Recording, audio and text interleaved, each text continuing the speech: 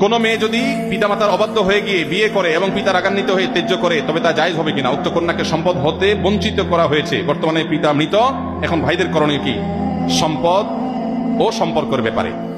ভাইরা আমার, ত্যায্য পুত্র করা বলতে কোনো কিছু ইসলামে নাই। ইসলামে রক্ত সম্পর্কেও কাউকে কখনো ত্যাগ করা যায় না। আত্মীয়তা সম্পর্ক রক্ষা করা কি সুন্নত না ফরজ? কোন যুক্তিতে নিজের সন্তান হোক, ভাই বোন হোক, চিরকালের জন্য ত্যাগ করলাম, এটা করা জায়েজ নাই। অভিমান করতে পারেন, অভিমানের মেয়াদ সর্বোচ্চ 3 দিন। সর্বোচ্চ কয় দিন?